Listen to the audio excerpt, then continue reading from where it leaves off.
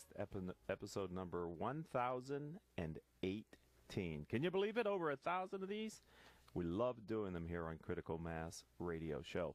And boy, do we have a good episode for you. If you're listening to us live on octalkradio.net, thank you. If you're watching us on the Facebook live stream, let me wave to you. Hello, and this is Steve. He's our first guest. He's saying hello as well. And if you're listening to us as a podcast on iTunes or Stitcher, thank you for joining the show. We appreciate your continued support. You know, capitalizing on a new trend or technology can be an effective way to ignite growth in your firm. President and CEO Steve Acevedo of Regatta Solutions is enabling businesses' success for a cleaner tomorrow by combining multiple technologies to provide cost-effective solutions for his company. I've invited Steve here today to share how his firm is enabling success for a cleaner tomorrow. Steve, welcome to the program. Richard, thanks for having me on. I'm real excited to take part in this. And let me tell you, other fellow business owners and CEOs of middle market companies, Regatta Solutions is an exciting company. I've met Steve a while ago through one of our members of our CEO peer groups, and I visited his facility, and he explained his business model, and I've been excited to have you on the show since we had that meeting earlier this year. Thank you very much. But before we talk about your business model and how you use technology to ignite growth, can you start with maybe an interesting story about you as a business person, something that gives us a sense for your background and your past? Well, you know what? I think I have to kind of start going like way back when I was an intern at a program for University of Southern California in Washington, D.C., and I chased the IBM Public Affairs Director outside of the building, which was across the street from the old executive office building, for a sales job. Okay. And I told him I wanted to be a salesman at IBM. And that really sort of launched my career into technology and complex sales. Why did you want to go to work for IBM so badly? You know, it was at that time, it was an incredible education right. Good training process. The training program was exceptional. And, you know, I learned a lot over those 5 years that I was there. Mm-hmm. Back east, or were you out here? Well, you know what's funny is he was an executive level guy, and I think we built an immediate rapport. Good. And he asked me, he said, you know, where do you want to work? And I was like, well, I just want a job. I was the quintessential starving student at the time, okay. And I just needed a job. And he said, well, you know, let's see what we can do to get you some job interviews out on the West Coast, which is where I was from. Wow, so. That's awesome. It's a little bit of hustle. Okay, so if our producer and engineer is ready with the gong, boy, our loyal listeners know, Steve, that whenever they hear the gong, if they're listening to us on the podcast, to click it back about 30 seconds, maybe in this case you want to go back maybe a minute, and re-listen to the story because there was a very teachable moment. So right out of the gate, first question. Doesn't usually happen here on Critical Mass Radio Show. We usually get a gong, but not that early. So thank you very much for being gong-worthy here on Critical Mass Radio Show. Well, it's always about hustle. You've got to take advantage of the opportunities when they're there. Right, and create some of them yourself too, right? Being brave enough to suffer the embarrassment maybe of him not responding positively to your effort, right? Absolutely. But you got to put that behind you and make it happen. All right, you're still doing that today, which is why I wanted you on the show. So let's turn our focus away from you to the company. Tell us a little bit, you know, generally speaking, because you're talking to peer business owners across the country, what is it that Regatta Solutions does? We're an energy solutions provider.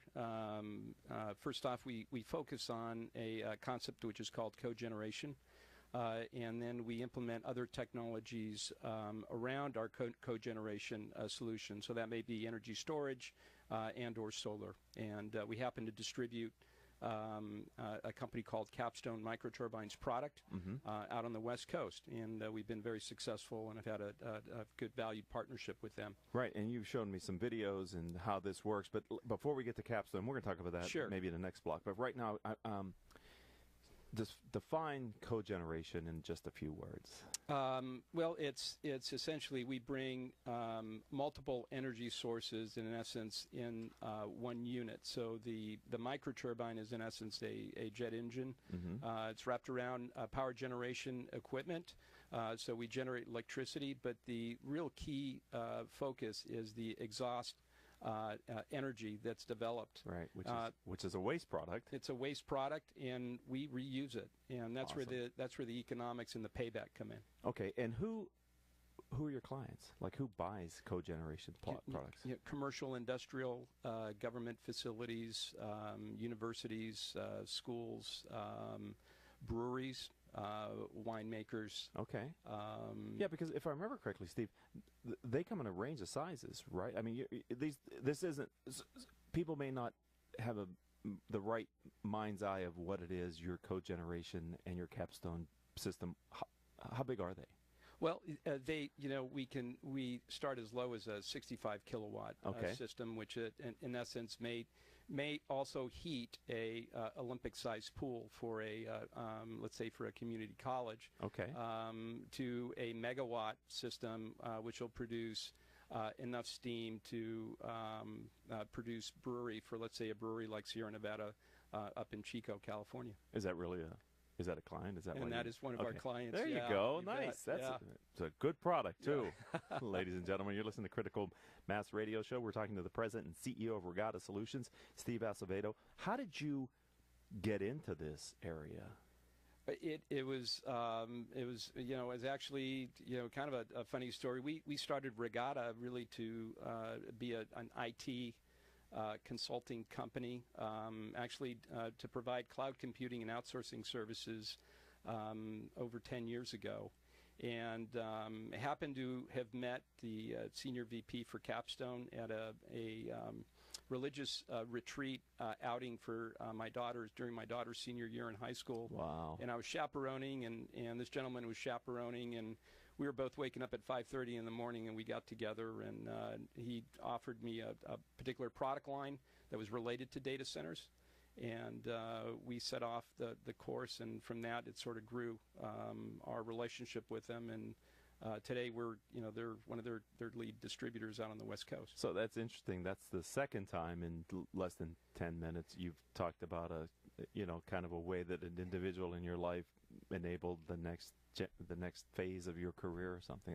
Absolutely. That's another teachable moment here on Critical Mass Radio Show. So I'd like to ask about unintended consequences. It's my latest book. It's going to be out later this year, ladies and gentlemen. It's called Killing Cats Leads to Rats, and I'm fascinated by how many of us have experienced unintended consequences of our strategic business decisions. Can you think of a time where you laid out a plan and you were going to get this result, and you got something that was different? Well, just going back to the story, I just took you through, which is, the inception of Regatta Solutions was really to do IT consulting, and here we are as an energy solutions provider, where we believe we've done probably the most combined heat and power projects in California over the 9 years that Wow. we've been in business. So really sort of a true success story, but we didn't set out on that course. Going back to even to my previous business that I started, Cornerstone Systems, we set off to be a maintenance services provider for major data centers, and we became actually one of IBM's larger business partners, actually their first business partner to sell mainframe computers. We established a business that sold them throughout the United States and Canada. Wow. Puerto Rico and Hawaii. Wow. So again, I kind of call it. You may call it your herding cats. Yes. Scenario. I call it jumping in the pool. Okay. And you're in there swimming, and you grab a life raft, which is you're listening to the market. Yes. And you're listening to what the clients are requiring out there. And as long as you're playing in that field, you get an opportunity in front of you, and then you have to seize it. Yeah, that's exciting, because that's part of a business owner, entrepreneur's life, isn't it? These pivots that you make throughout the career of your company. It may start out as one entity, but over its life it may move in a very different direction. And I'm wondering, the space that you're in, is it a missionary sale, and as far as explaining to people what you can do for them, or is there an awareness in the marketplace of the kind of cogeneration products, and they're seeking you out? It's very missionary, although the concept's been around for many years, but it's a set of applications that aren't necessarily used on a broad basis, which is one of the reasons we have deployed really our consultative selling strategy, where we can go into a client, do a lot of analysis, and compare other technologies. For example, solar energy storage with our cogeneration solutions, and we're able to give the client, in essence, choices. Mm-hmm. And through those choices, it's sort of plain to see where the best return on investment is. Okay. Related to what we're trying to do for them. Right, because you have a menu of options, and this I've had others on the radio show, excuse me, who've talked about the storage aspect and how that is really now for businesses starting to gain traction and momentum, as that there's a stronger and stronger ROI of not just creating the electricity with a solar system, but keeping it on premise and using it throughout the day or in the evening or something. So you offer that as well then? We do. Wow, it's a complete solution then. We do. All right. Yeah. Exciting. Well, we're going to take a short break, ladies and gentlemen. Don't go anywhere, because this is, loyal listeners, you know this is really quick. It's just one quick message about one of the products or services that I offer. And when we come back, I'm going to ask you, Steve, if you could share your guiding principle. In other words, the philosophy that you're using to lead and grow Regatta Solutions. Is that good? Absolutely. We'd love to do that. All right, then don't go anywhere. We'll be back in less than a minute after this word from me. Richard Franzi is the author of 2 popular business books for CEOs. His first book, Critical Mass, The 10 Explosive Powers of CEO Peer Groups, was the first book ever written on the secret value of CEO peer groups. His second book, now with newly updated information, is Critical Mass, The Power of CEO Guiding Principles. Richard's books contain powerful information to help CEOs running middle-market companies gain valuable insight to improve their decision-making skills. Richard's books are available as paperbacks or Kindle versions from Amazon.com. To find them, type Richard Franzi in the search box. And welcome back to this edition of Critical Mass Radio Show. I am your host, Richard Franzi, and all of our shows can be heard anytime on iTunes, Stitcher, Spreaker.com. Hundreds of former guest websites whose CEOs have put their show on their website. And since we started the show in 2009, our show has reached hundreds of thousands of listeners through the live stream, the podcasts, the video live stream that we now have on Facebook. We have a variety of ways for people to find the content. If you'd like to be a regular subscriber and get our weekly newsletter, simply put your name in Critical Mass Radio Show's website, and we'll automatically enroll you in our newsletter. We do nothing else with your email other than give you our weekly newsletter that talks about great guests like Steve Acevedo, who is the president and CEO of Regatta Solutions. Before the break, Steve, I said I was going to ask you to talk about your guiding principle. Can you share that with our audience, please? Yeah, I sure can. It's really, there's 3 categories. First one is the client. Second one is the business, and then the third essentially is the employees. And in each one of those, we're seeking success. On the client, it's all about valuing the client and really trying to become, in essence, the trusted advisor for that client, with a focus on driving quality products that work. There, so that's important, and then valuing that relationship because that relationship can take you many different places. Mm-hmm. Given what we have always sold, which is very complex solutions, you spend a lot of time earning the right to do business with that client, and the last thing that you want to do is really damage that relationship, because that relationship can lead to references. And of course, additional business and other product lines that the company may end up developing over time. I'm not to interrupt you. I was going to ask you that. Do people lease or buy these solutions from you? They do both. Okay. Yeah, they do both. And so there is follow-on opportunity. Maybe they upgrade or they have other sites. And in the particular sale that we do today, it's typically other sites and locations. Okay. That will go ahead and deploy the technology. Right. They may try it in one location. Correct. Test it out, make sure they got the ROI. And then they get so excited about the ROI, they want you to put them in other locations. Yeah. And then the next item is the business. And really what we try to teach, and these 3 areas are really sort of fundamental for me in terms of how I develop a culture within the team and the company. Okay. And so, so from a business standpoint, it's really all about making sure that the employees know that their actions need to contribute to the health of the business.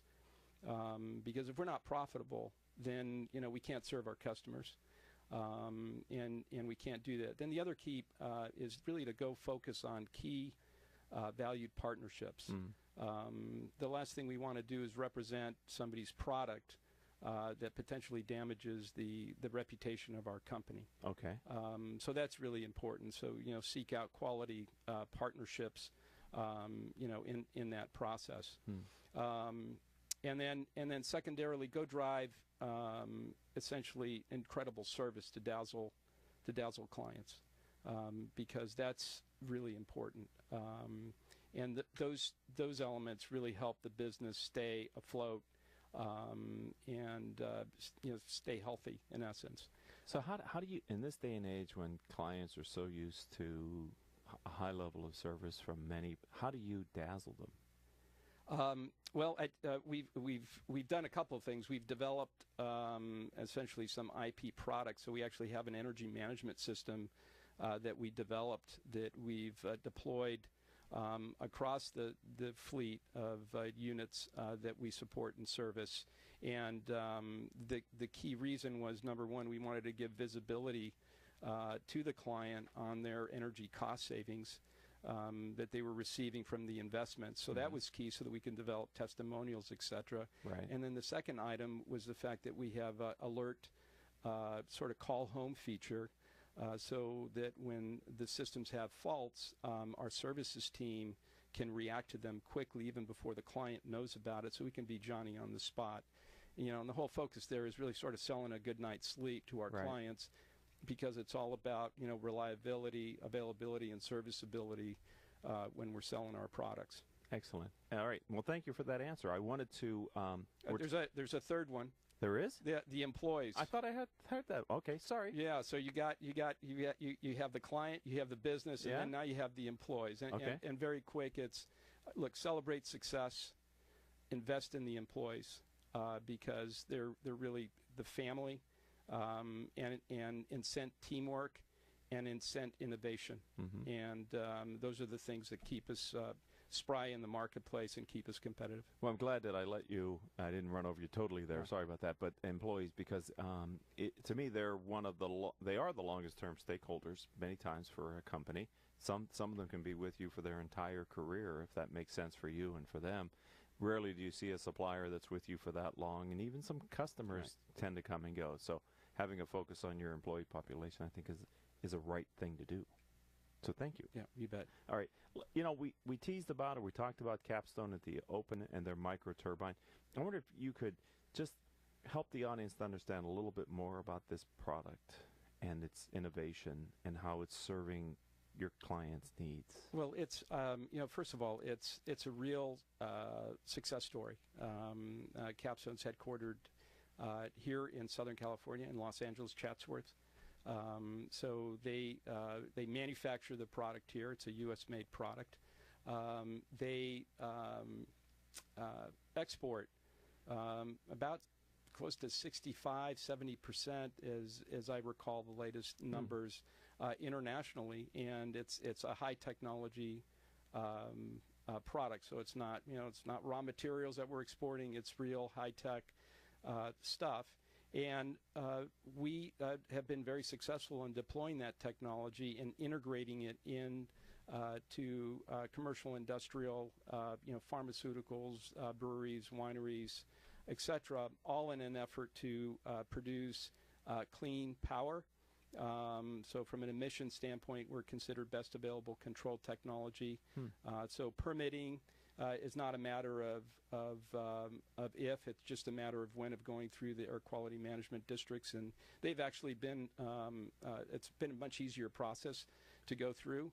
And then from an interconnect standpoint, we're really ready to plug and play into the utility, and the utilities recognize that. So we have all the conforming technologies on board that allow for a quick interconnect process to go through. And so the question is, what type of, you mentioned some brands and type, but if there's a business owner out there listening, what type of business suits this application the best? You know what I mean? So it's a business that's using a lot of heat.